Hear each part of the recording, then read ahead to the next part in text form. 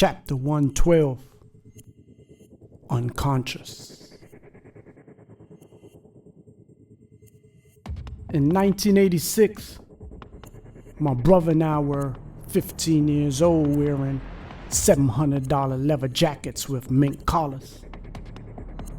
One day, our older homie walked up and asked to trade jackets. It was winter, but he had on shorts. He always wore short pants to show off his missing calf muscle on his left leg. His brother had shot it off with a sawed-off shotgun a year earlier.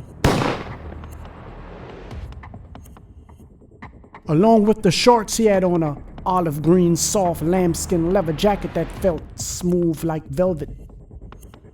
He and my brother tried each other's jackets on. As soon as they exchanged jackets, homicide detectives pulled up with guns drawn and told us to walk away. They cuffed the homie up and took him away. We never saw him again. He was convicted of a murder in Maryland and sentenced to 26 years. The rat that set him up to be arrested just walked into the cell block that I was in with his bedroll, and he moved into the cell in the back corner. Soon as I saw him, I got a flashback of him sitting in the back of the homicide detective's car 9 years prior in 1986. My cellie remembered him also. I sent one of my young soldiers to find out his name, and he came back with the name I knew. That was him. He was coming from Lorton for a medical issue. They had sent him up to DC jail for housing so he could go to DC General Hospital. He looked a lot older and somewhat sick. I watched him during the day to get fully acquainted with my memory. It was definitely him that was in the back of that detective's car. He was definitely a rat. I was going to make an example out of him, especially since I couldn't catch Earl E Johnson. As he walked into a cell in the back corner, I sent one of my comrades to walk past. The comrade returned saying he was laying down on a top bunk reading a book. Good. I gathered up another comrade and let them know my plan and reason for it. They were all in. They hated rats worse than me. I waited until right before lockdown, and me and the two comrades entered into a cell while he was still laying on a top bunk. I didn't need the 8-inch mini sword for him. I jumped onto the adjacent desk and immediately began pummeling him with hard punches to the face. He screamed and tried to jump off the top bunk feet first, but my comrade grabbed both of his ankles and pulled him simultaneously. He fell 5 foot down, landing with the back of his head smashing into the concrete floor and bursting wide open. Blood oozed out as he began to snore. He was knocked out. I stomped on his skull a half a dozen times and we walked out of the cell as if nothing happened. Once I got back to my cell, I had to clean the blood off of my Air Force Ones and off the legs of my jumpsuit. I later found out he had full-blown AIDS. After the officers found him unconscious, I was taken to the hole as a suspect, though they had no witnesses. Permanent lockdown again. I was in population for a little over a week. I was then placed into the intake block until space in the hole became available. It was the block that held all of my Kennedy Street mob just indicted on racketeering. It was 15 of us in the block together. I yelled out through the bars to each of them to gauge their mental. No one seemed stressed except for a young 19-year-old homie named Craig, Lil Ugly, Brandon. He was quiet.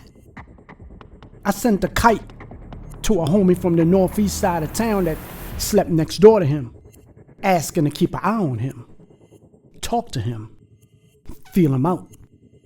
The next day, the homie reported back that he was showing signs of weakness.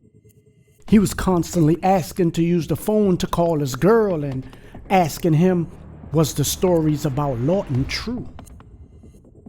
Back in '87 on 1st and Kennedy, we had a strong core of 20 men, an outer core of around 35 and over 100 affiliates. The oldest then was 17 and the youngest was 12. There were two 12-year-olds and a 13-year-old. One of the 12-year-olds was a ruthless little kid from Flatbush, Brooklyn.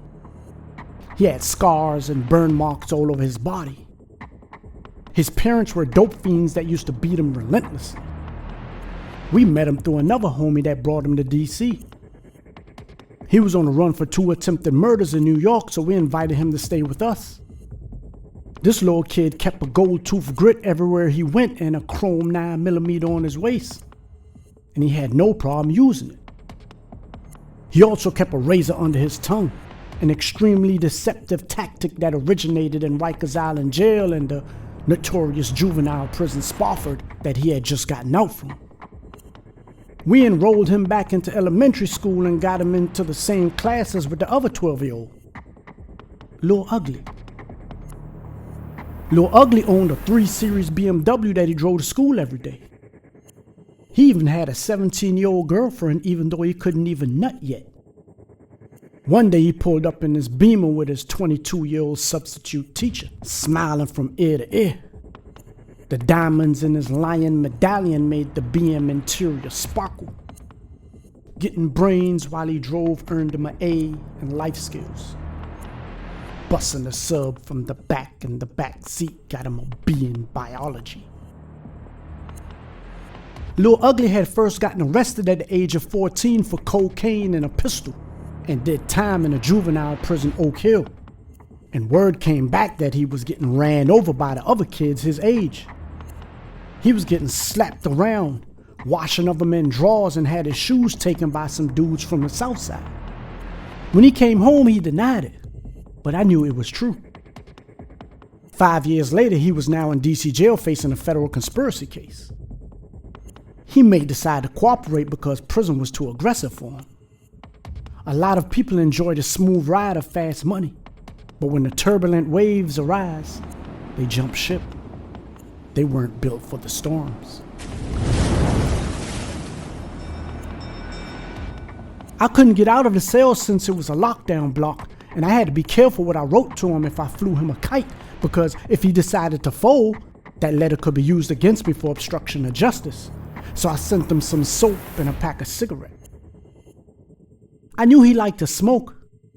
He ran through a pack in 30 minutes and asked for another one. I sent him 10 cigarettes. He ran through them in 15 minutes. I sent him a kite explaining that, hey homie, in here, cigarettes are money. Take your time. Kick your feet up. It's a short vacation.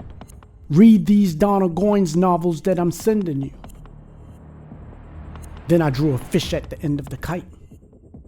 Most people thought the fish represented Jesus, but for us, the fish represented the quote, "A fish gets caught by opening its mouth."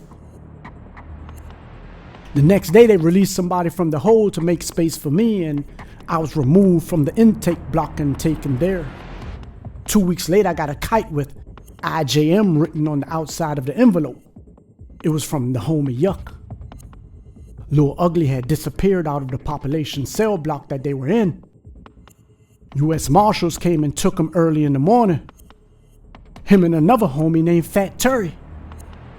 We knew immediately that they were cooperating. Man, they broke our heart.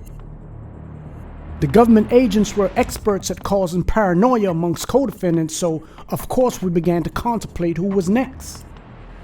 I laid back on my bunk deep in thought to ease my frustration. I reached for my crayons and immediately went to work on the walls in the hole. I drew a little ugly barefooted rat being beaten inside of a cage.